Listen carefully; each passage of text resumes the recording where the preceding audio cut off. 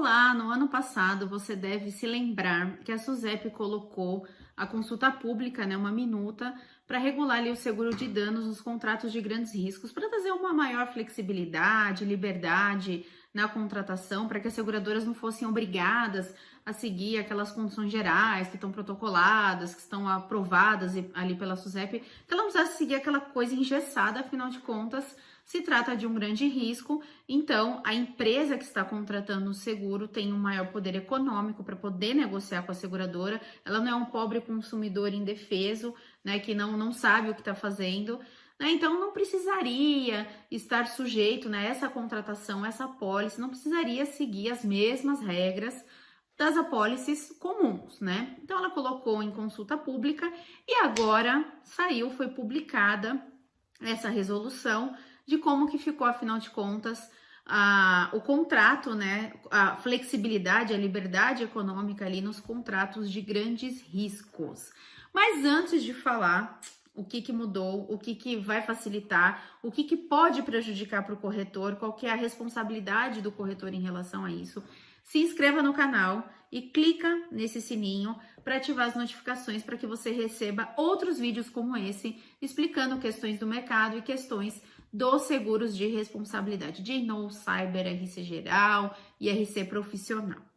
Bom, a primeira grande mudança é que na consulta pública ela tinha colocado que o D&O era um dos ramos que naturalmente já ia ser considerado grande risco, independente da empresa que estivesse contratando para os administradores, do valor da pólice, enfim, D&O já seria considerado um grande risco.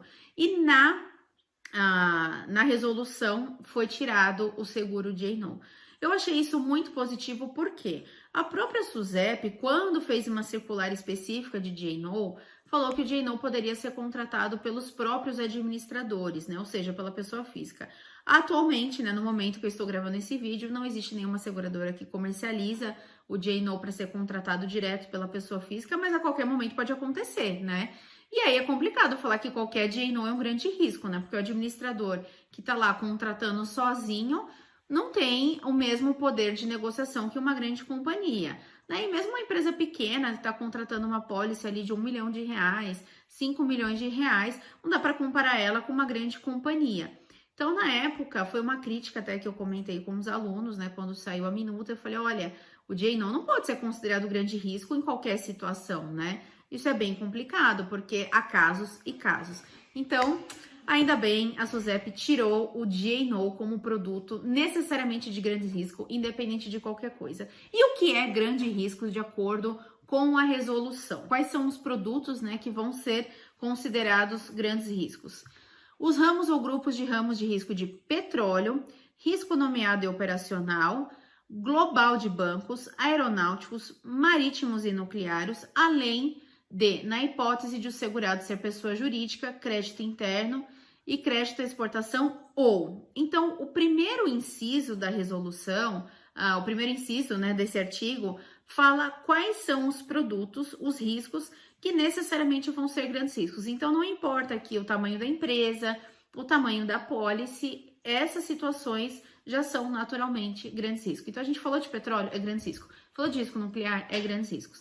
E ela trouxe algumas situações que vão de acordo com o limite ou com o tamanho da empresa. Então, o que vai ser considerado grandes riscos, tá? Aqui não é todos os itens, tá? É um deles. Se a contratação preencher um desses requisitos, já é considerado uma contratação de grandes riscos, e eu já vou falar ao longo desse vídeo o que isso implica. Segundo item, demais ramos, desde que sejam contratadas mediante pactuação expressa por pessoas jurídicas, então de forma alguma pessoa física, tá?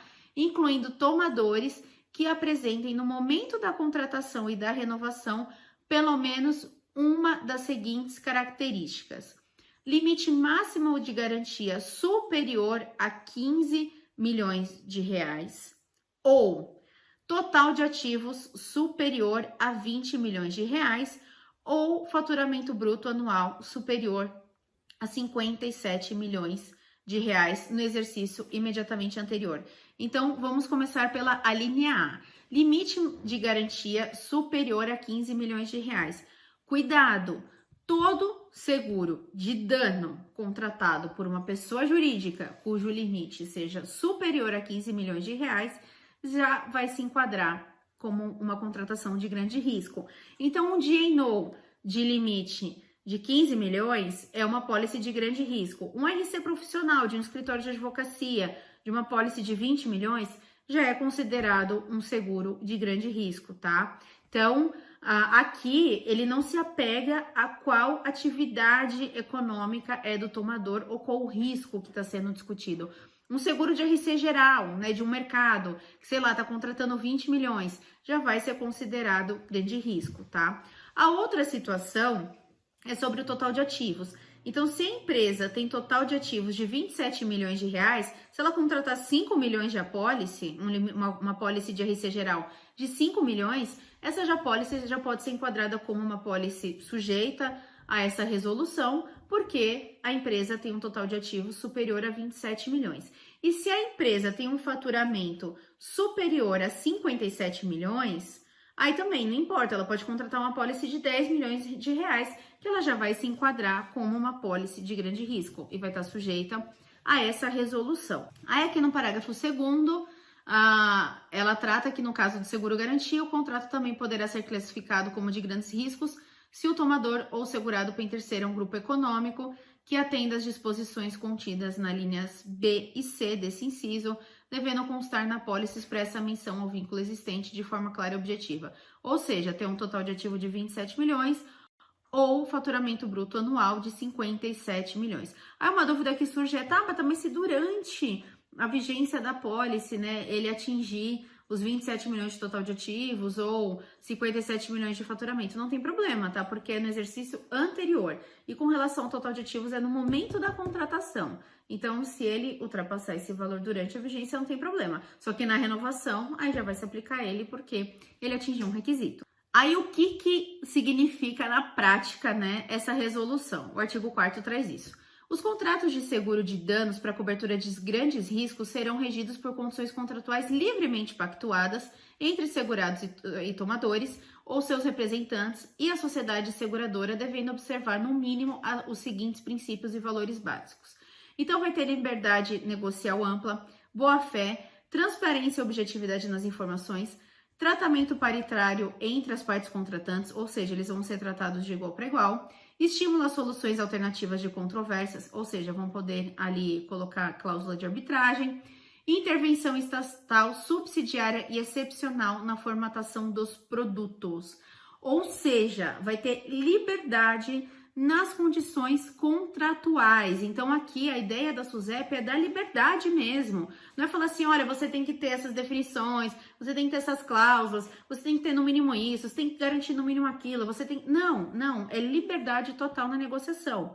E lembrando que apólices de limite superior a 15 milhões, ou quando a empresa tiver um total de ativos superior a 27 milhões, ou um faturamento superior a 57 milhões, pode ser enquadrado isso aqui. O parágrafo 1º traz que o princípio da liberdade econômica prevalece sobre outras disposições, ou seja, quando se enquadrar nessa situação, a seguradora e o segurado vão poder pactuar as condições do contrato, ainda que exista uma circular, por exemplo, que fale sobre o D&O, que fala que tem de cobrir no mínimo aquilo, que tem de garantir no mínimo determinadas situações. Se for pactuado entre eles que não vai ter aquilo, não vai ter aquilo, tá? Ele não vai poder invocar que existe uma circular que...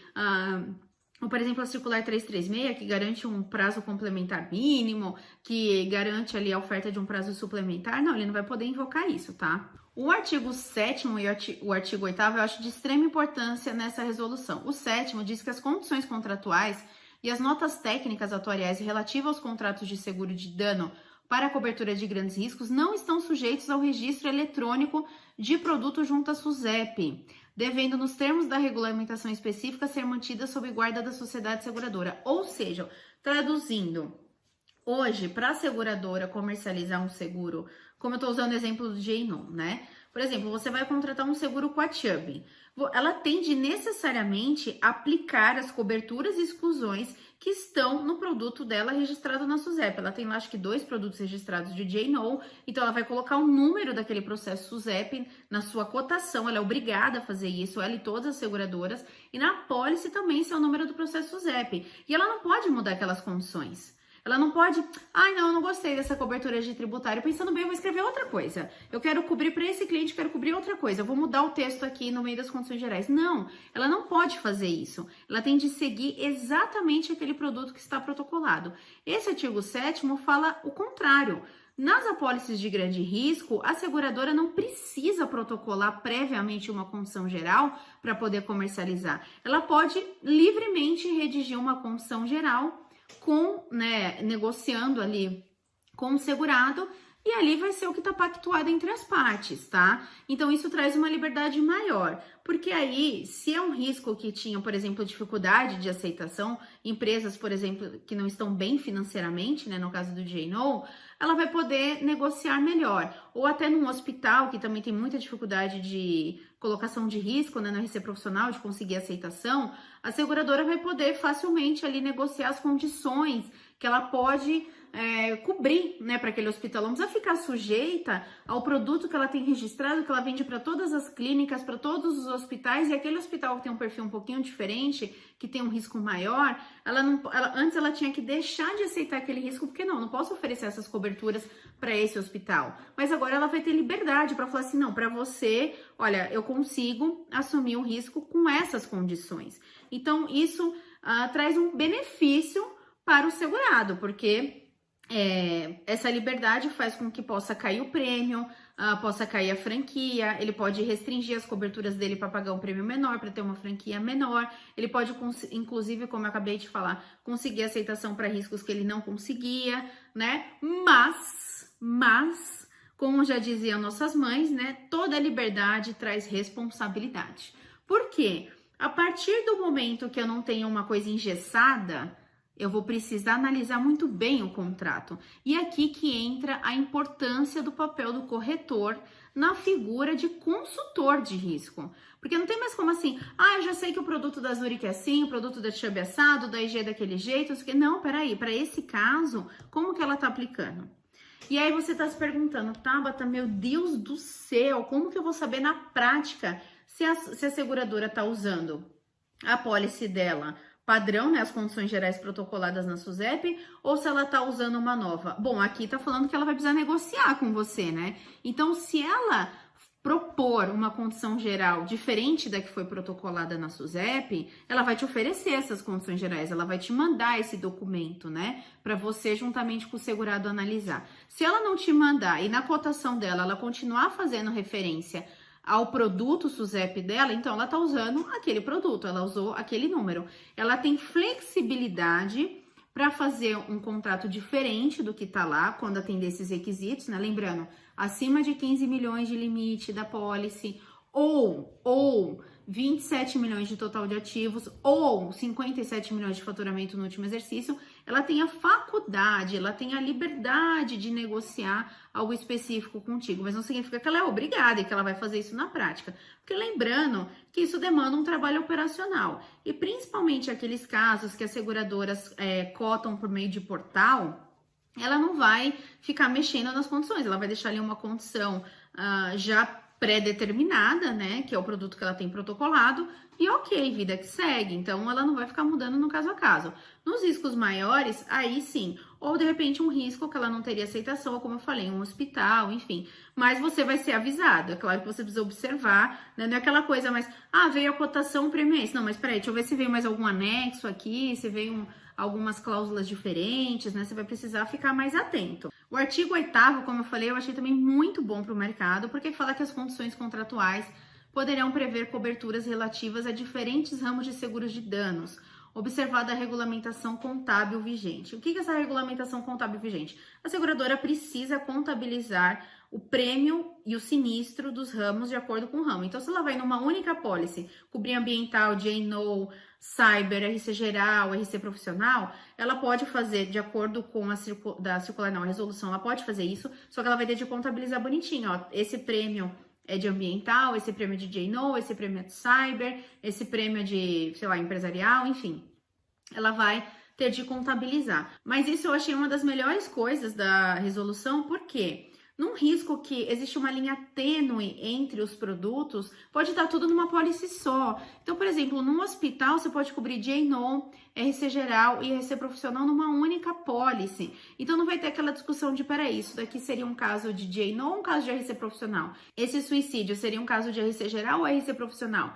Nessa empresa de engenharia, esse diretor que está respondendo criminalmente aqui pelo desabamento de uma ponte, seria um RC profissional ou um ato de gestão D&O? Então dá para fazer uma pólice única cobrindo os riscos. Isso eu achei muito bacana. Também não vai precisar entrar no mérito se é um ambiental ou se é um RC profissional, ou em alguns casos se a reclamação contra o administrador de reclamação cibernética é um D&O ou vai recair no cyber. A seguradora que vai definir isso contabilmente para reportar para a SUSEP, mas o fato é, o segurado vai estar protegido. Então, numa única pólice, ele consegue negociar tudo isso. E a seguradora também sabendo que todos os riscos estão com ela e que ela está precificando tudo isso, ela arrecadando o prêmio de todos os riscos, ela consegue, inclusive, reduzir as taxas, né? Porque, ok, ele pode dar um sinistro de D&O, mas eu também estou recolhendo o prêmio referente ao RC profissional, ao ambiental, ao cyber, enfim, a risco de engenharia, né? E outras coisas que pode acontecer ali de acordo com as características de cada risco.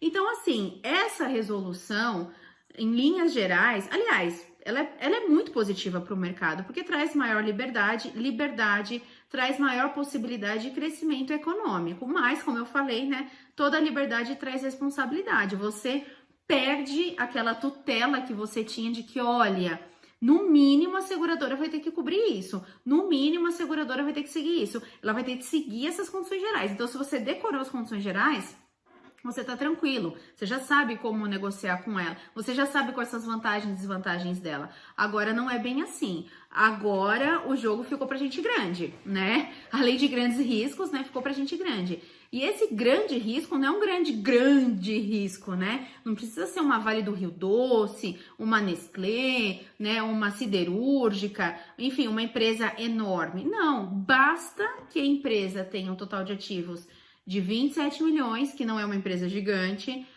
ou tenha tido faturamento bruto de 57 milhões no último exercício, que, de novo, não é uma empresa gigante, pelo contrário, ou que contrate 15 milhões de limite. Então, uma empresa que, sei lá, fatura 30 milhões no D&O e tem total de ativos de 30 milhões, consegue contratar 20 milhões e ela já vai recair como um grande risco. Então, você vai precisar ficar atento ao que a seguradora está aplicando, se ela está aplicando o produto dela que está lá registrado, que você já conhece as condições gerais, ou se ela está propondo cláusulas diferentes, um produto ali customizado, né? Então você vai precisar observar muito bem os elementos que vem na proposta.